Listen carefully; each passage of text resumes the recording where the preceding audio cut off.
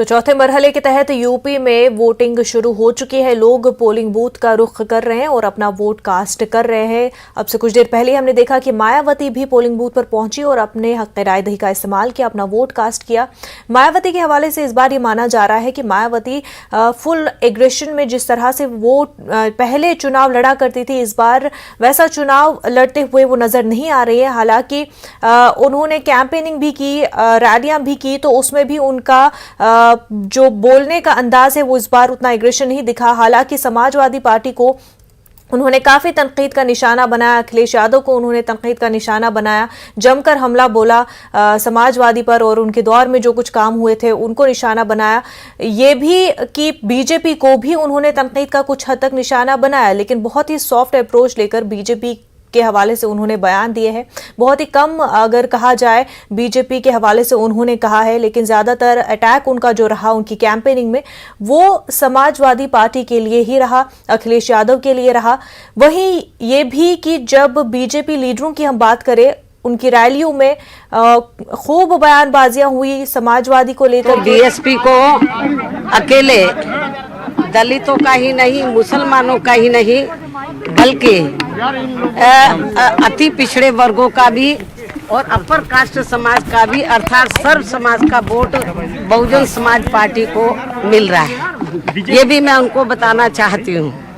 BJP कह रही है कि 300 प्लस जो सीटें हैं वो इस बार आनी है। अब ये तो वक्त ही बताएगा, जब रिजल्ट आएगा तो मालूम पड़ जाएगा कि कौन कितना पानी में है। समाजवादी पार्टी भी दावा कर रही है कि गठबंधन जो है देखो, आ रहा है। भारतीय जनता पार्टी भी दावा कर रही है, सपा भी दावा कर रही है। कहीं ऐसा ना हो जाए कि इनके दावे धरे के धरे रह जाएं। और मुझे पूरा भरोसा है कि जब रिजल्ट आएगा तो बहुजन समाज पार्टी सन 2007 की तरह पूर्ण बहुमत के आधार पर अपनी सरकार जरूर बनाएगी। मुझे ऐसा पूरा भरोसा है। अखिलेश यादव कह रहे हैं कि और 400 सीट जीत रहा है, 403 में से। तो ये इसकी ज्यादातर सही रिपोर्ट तो आप क्षेत्र में जाकर मुसलमानों से पूछ सकते हैं, क्योंकि इस चुनाव में खास तौर से जो धार्मिक अल्पसंख्यक समाज के लोग हैं, मुस्लिम समाज के लोग हैं, तो वो इनकी समाजवादी पार्टी की कार्यशैली से बहुत ज़्यादा दुखी रहे हैं। मुसलमानों का ज़्यादातर ये मानना है कि 5 साल तक हमने इनकी सेवा की, लेकिन जब टिकट देने की बात आई तो जो सीट वो त्याग कर रहे थे तो वहाँ दूसरे लोगों को टिकट दे दिया। तो मुस्लिम समाज तो उनसे वैसे ही नाराज है, तो उनको वोट कैसे दे देगा। ये भी दावा किया जा रहा है कि जाटो वोट भी इस बार अखिलेश यादव। मैं आपको ये बताना चाहती हूँ कि मेरे समाज का वोट तो बहुत दूर की बात रही, उनको अपने यादव समाज के बारे में सोचना चाहिए कि वो वोट उनको पूरा मिल रहा है, नहीं मिल रहा है। आपको क्या उम्मीद है? अम्बेडकरवादी हो गए। अरे भाई साहब, अखिलेश जी कह रहे हैं वो अम्बेडकरवादी हो गए। यदि वो अम्बेडकरवादी होते तो बाबा साहब के नाम से जो हमने जनहित की अनेकों योजनाएं बनाई हैं, तो उन योजनाओं के नाम वो नहीं बदलते जब वो सत्ता में थे। और इतना ही नहीं, भदोही जिले का नाम हमारी सरकार ने संत रविदास जी के नाम से रखा था, वो तो नाम उन्होंने बदल दिया, भदोही कर दिया। तो ये नकली अम्बेडकरवादी है, असली नहीं है। नकली। बीएसपी को क्या उम्मीद है कि 10 मार्च के जो नतीजे आएंगे वो कैसे होंगे?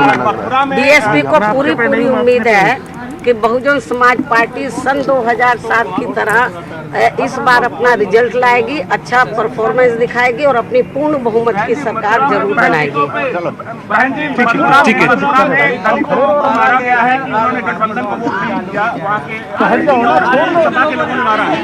ये जो अभी तो सपा जो सरकार बनाने के सपने देख रही है, इनका सपना चकनाचूर हो जाएगा। आप लोग अच्छी प्रकार से जानते हैं कि जब समाजवादी पार्टी सत्ता में रही है तो सपा सरकार के दौरान सबसे ज्यादा उत्पीड़न दलितों का हुआ है, पिछड़ों का हुआ है, और ये भी मैं आपको बताना चाहती हूँ गरीबों का हुआ है, और अपर कास्ट समाज में से ब्राह्मण समाज का भी उत्पीड़न बड़े पैमाने पर हुआ है। तो अभी तो वो सब केवल बयानबाजी से ही उनके जो फॉलोवर्स हैं, जो उनके अनुयायी हैं, उनके दिमाग खराब हो गए। अभी तो वो सत्ता में भी नहीं आए हैं और आने वाले भी नहीं हैं, क्योंकि जनता यूपी की सब देख रही है कि सपा जब जब पावर में रही है तो यहाँ गुंडागर्दी, माफियागर्दी, जुल्म जाति और गरीब लोगों के ऊपर उत्पीड़न चरम सीमा पर रहा है और दंगे भी खूब हुए हैं। मुजफ्फरनगर का कांड इस बात का जीता जागता उदाहरण है, ये भी मैं आपको बताना चाहती हूँ। तो इसलिए समाजवादी पार्टी को तो यूपी की जनता रिजल्ट आने से पहले नकार चुकी है, यूपी की जनता, क्योंकि उनको मालूम है कि सपा शासन का मतलब है गुंडा राज, माफिया राज, ये मालूम है यूपी की जनता को। तो ये भी मैं आपको बताना चाहती हूँ।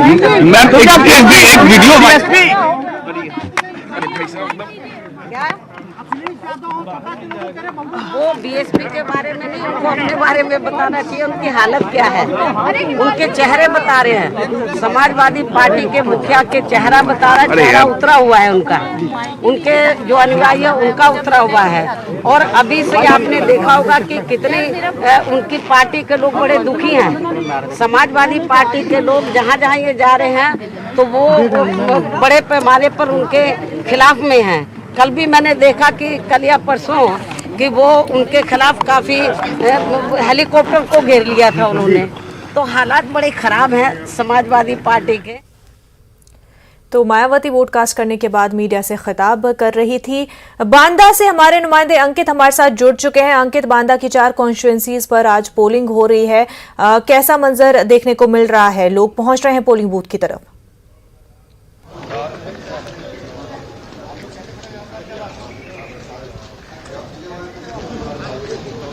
अंकित, आप तक हमारी आवाज पहुंच पा रही है?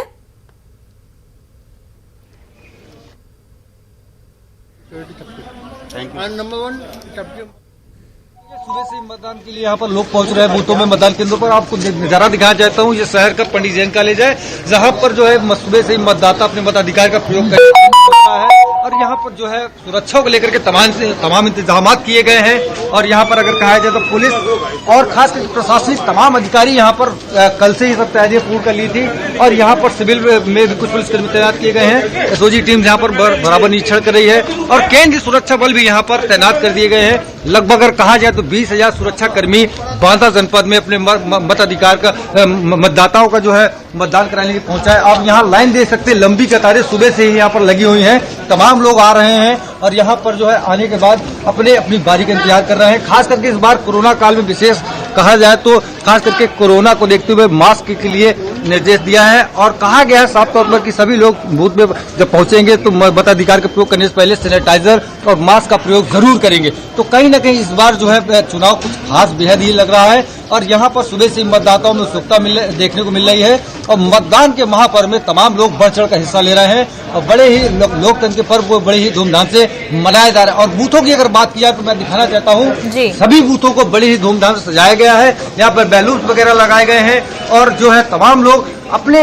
सुबह से, हालांकि ये जो है अगर कहा जाए तो ये नजारा पूर्व के चुनाव में इस तरह से नहीं लिया जाता, लेकिन इस बार कुछ खास ही लोगों में उत्साह है कि सुबह से ही लोग 6 बजे से अपनी लाइनों में यहाँ पर खड़े हो गए हैं और लगातार वो यहाँ पर पहुंच रहे हैं और देख रहे हैं कि किस तरीके से मतदान के पर्व में उनको हिस्सा लेना। देख सकते हैं पुलिस भी यहाँ पर कर रहे हैं, पुलिस के अधिकारी यहाँ पर मौजूद हैं और ब्रीफिंग कर रहे हैं और लोगों को जो है हिदायत दे रहे हैं अगर आपके पास मानकों का ध्यान दिया जाए, कार्रवाई हो जाएगी।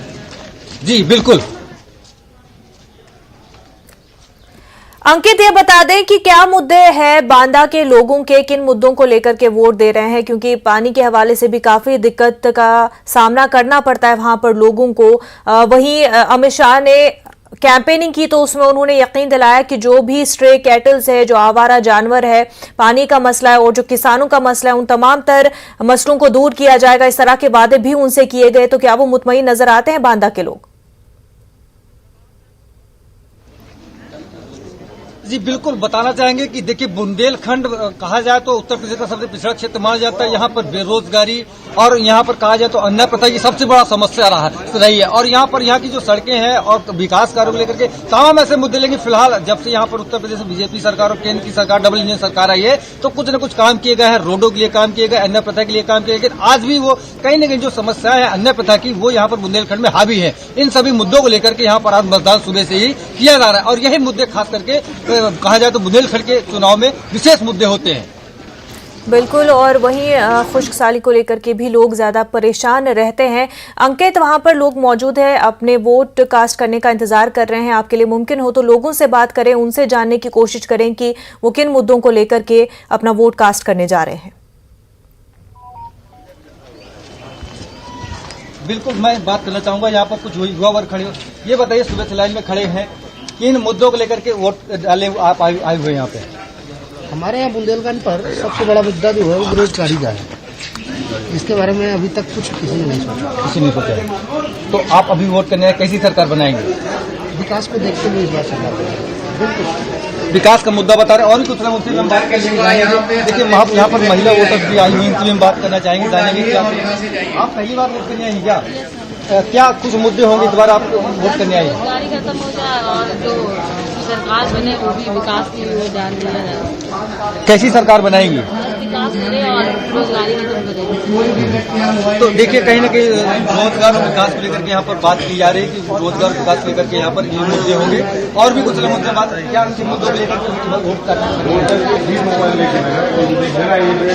वोट सरकार से?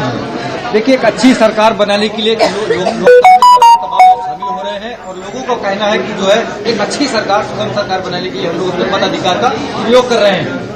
बिल्कुल, और वहीं यहाँ पर बराबर की लाइनें लगी हुई हैं और बस अपनी बारी का।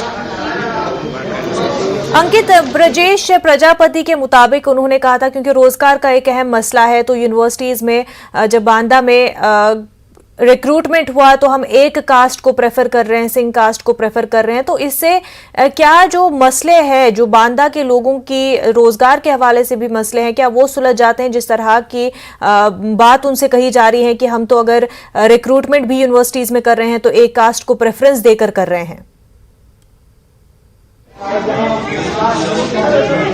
जी बिल्कुल, देखिए, बुंदेलखंड का बांदा जनपद अगर कहा जाए, बुंदेलखंड कहा जाए, तो पूरा बुंदेलखंड की तरफ बात की तो बुंदेलखंड में सबसे बड़ा मुद्दा जो है वो बेरोजगारी है। यहाँ के तमाम लोग जो है पलायन कर जाते हैं और मजबूर हो जाते हैं किसी अन्य शहरों पर जाकर रोजगार करने के लिए।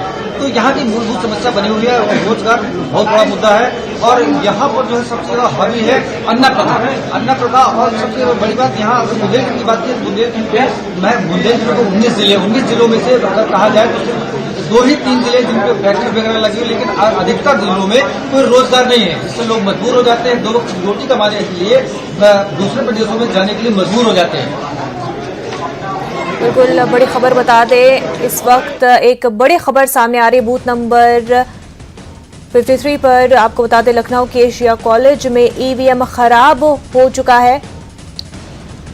बूथ नंबर 53 पर वोट नहीं डाले जा रहे हैं। लखनऊ के शिया कॉलेज में ईवीएम खराब हो गया, तो अब से कुछ देर पहले ही वोटिंग शुरू हुई और ईवीएम खराब होने की खबरें भी अब सामने आना शुरू हो चुका है। आपको बताते, बूथ नंबर 53 लखनऊ के एशिया कॉलेज में ईवीएम खराब होने की खबर सामने आ रही है, जिस वजह से वोटिंग के अमल में रखना पड़ता है, वोटिंग के अमल में देरी हो जाती है, लोगों को परेशानियों का सामना करना पड़ता है। लखनऊ के एशिया कॉलेज की खबर आपको बता रहे हैं, जहां पर ईवीएम मशीन जो है खराब हो गई है, लोग वोट नहीं डाल पा रहे हैं बूथ नंबर 53 पर। अब से कुछ देर पहले ही वोटिंग का अमल शुरू हुआ था, लेकिन अब खबरें जो है ईवीएम मशीन खराब होने की भी सामने आ गई हैं। हालांकि बार बार ये दावा किया जाता है कि तमाम तर इंतजामात सही तरीके से किए जाते हैं, पहले से ही तमाम तर मशीनों को देखा जाता है कि काम कर रही हैं, सब कुछ सही से चल रहा है। बावजूद इसके जैसे ही पोलिंग का अमल शुरू होता है, ईवीएम मशीनें खराब हो जाती हैं, लोग जो है इंतजार करते रह जाते हैं, काफ़ी देर का इंतजार लोगों को करना पड़ता है, लोगों को परेशानियों का सामना होता है, वोटिंग के अमल में रखना पड़ जाता है। तो इस तरह की खबरें लगातार हर फेज़ में ही देखने को मिल रही है और अब ये खबरें चौथे फेज़ में भी आना शुरू हो चुकी है। लगभग आधे घंटे पहले ही अभी पोलिंग का अमल शुरू हुआ और बूथ नंबर 53 लखनऊ के शिया कॉलेज से ये खबर सामने आ रही है, जहां पर ईवीएम मशीन खराब हो गई है।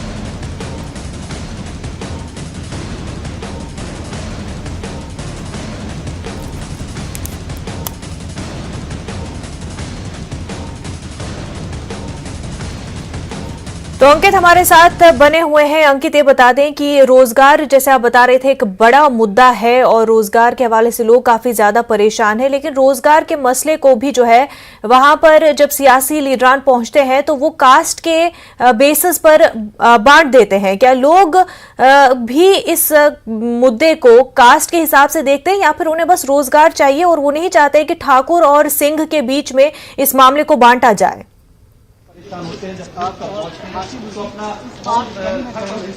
जी देखिए, यहाँ पर मुख्य अगर मुद्दे की बात करें तो मुद्दा सिर्फ एक ही है। बुंदेलखंड में पूरे कहा जाए तो 19 जिलों में मुद्दा